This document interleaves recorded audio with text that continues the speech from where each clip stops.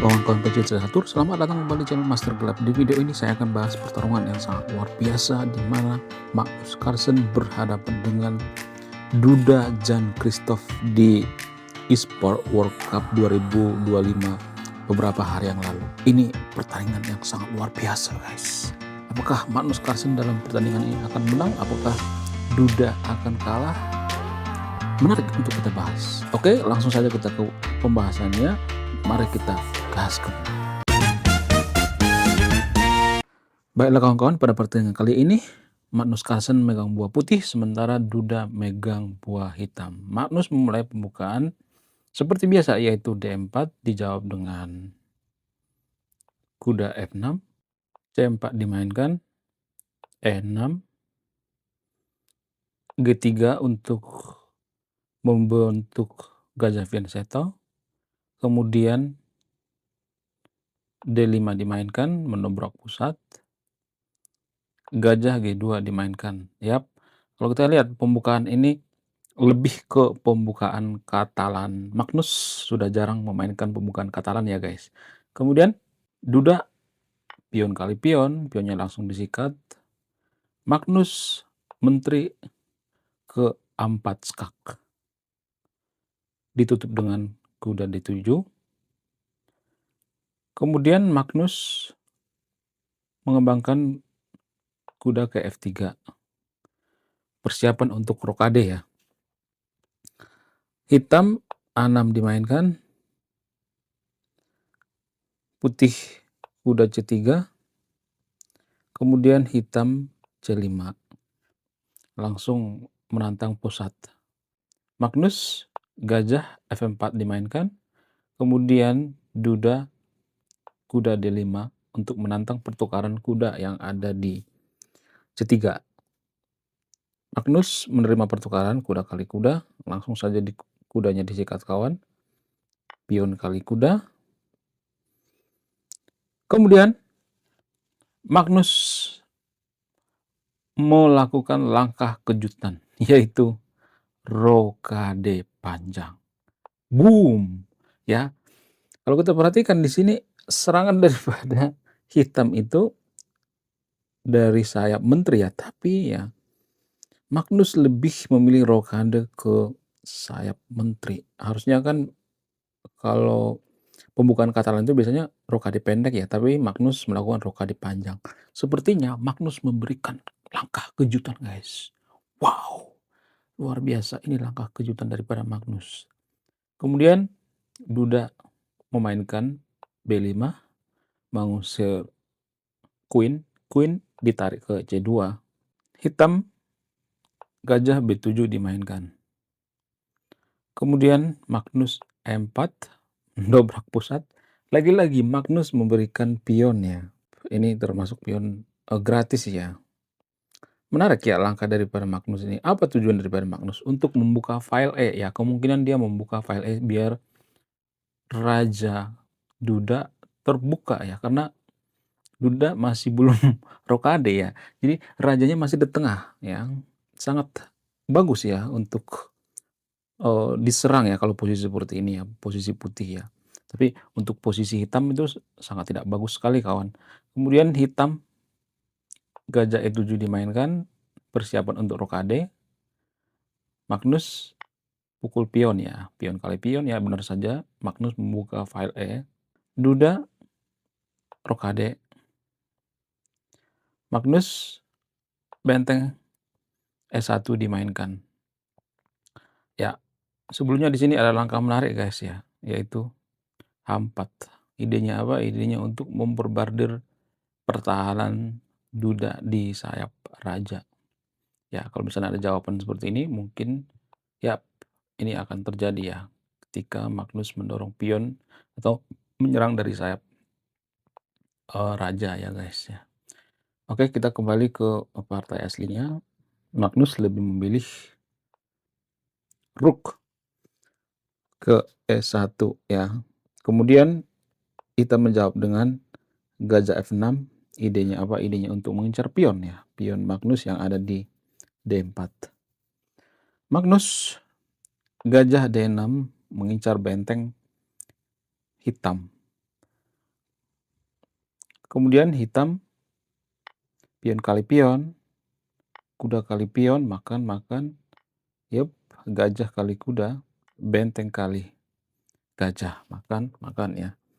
Kemudian hitam, Queen F6 dimainkan untuk mengincar benteng putih yang ada di D4. Kemudian putih merespon dengan benteng H4 mengancam mat ya, mengancam skak mat di petak H7 karena tipe permainan daripada pembukaan katalnya seperti ini ya. Ini katalan banget guys ya. Serangannya itu berada di petak H7. Kemudian duda ya mendorong pion ke H6 untuk menyangkal ide daripada Magnus. Magnus gajah kali benteng ya. Unggul kualitas ya. Duda benteng kali gajah, makan. Benteng F4 mengusir Queen. Queen D6 dimainkan. Rook D4. Idenya untuk memberikan dukungan pada pion Magnus yang ada di D5. Hitam, kuda C5. Magnus, gajah F1 dimainkan. Kemudian hitam, rook D8. Yap, didobel guys ya.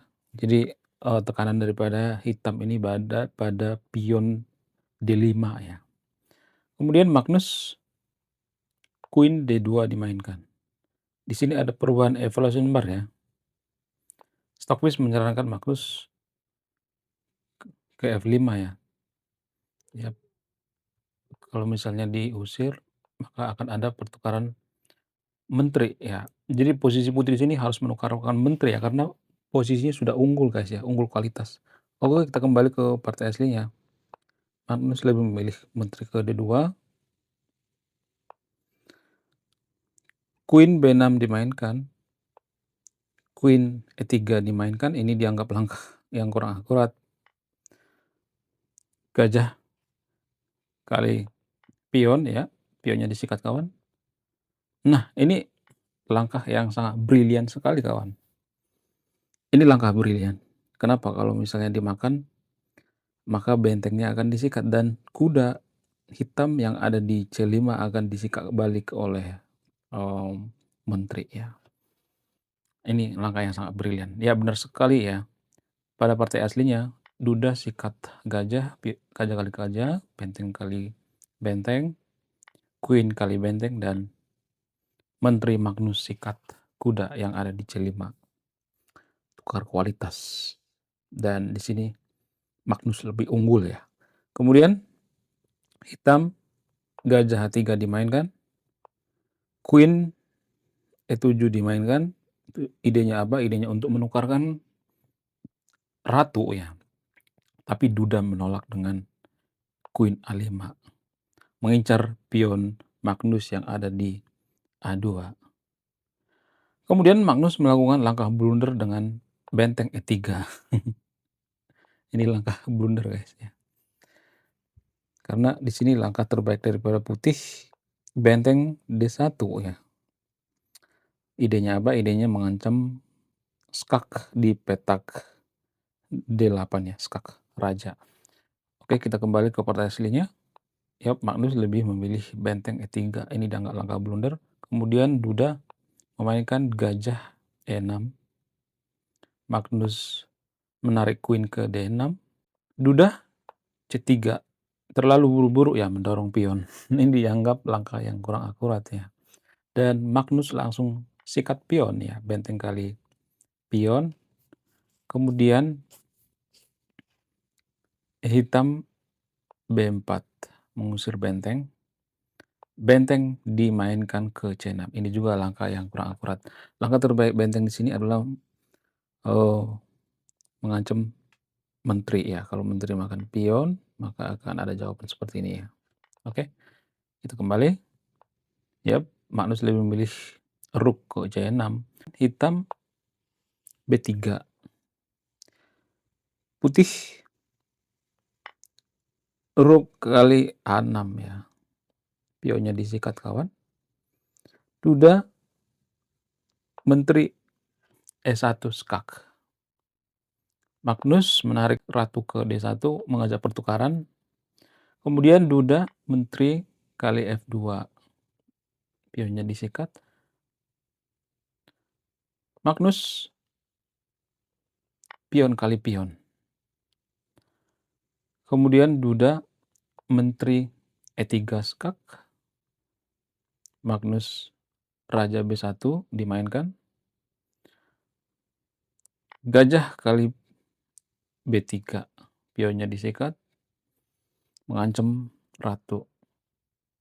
Ratu dimainkan ke F1 ya. Kalau salah ya.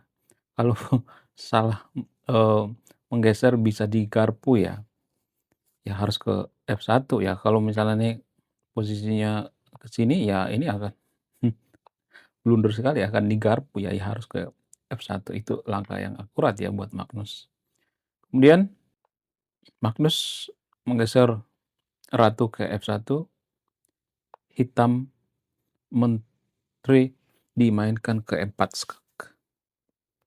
Raja A1. Kemudian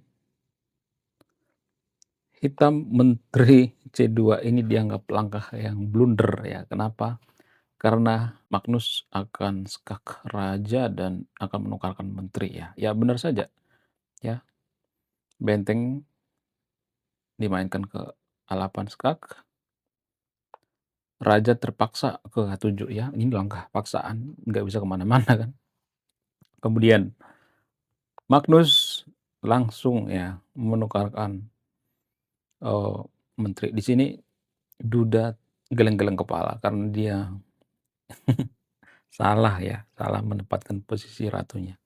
Terpaksa dimakan ya, menteri kali menteri, raja kali menteri, kemudian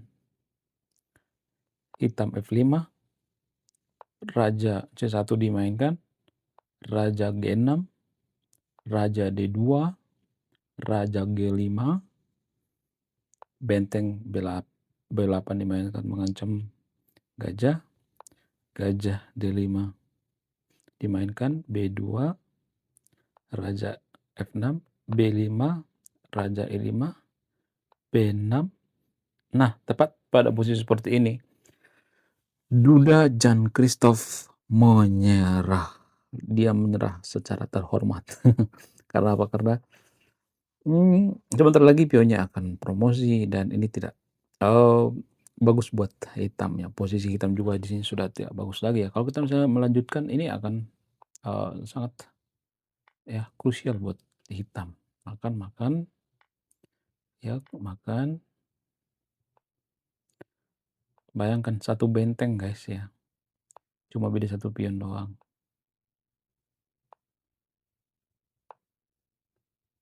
Oke. Mari kita mainkan sampai skatmat. Nah, ini posisi Lucena guys. Rajanya dibatasi ya. Dibatasi pergerakannya guys. Ya tinggal gini aja. Tinggal posisi seperti ini aja, ya kan? Oke. Dan ini pun skakmat guys. Skakmat yang paling membagongkan sedunia persilatan. Oke, sekian video, terima kasih sudah menyimak dan memahami. Saya Master Gelap, salam satu papan, salam satu hobi. Bye-bye.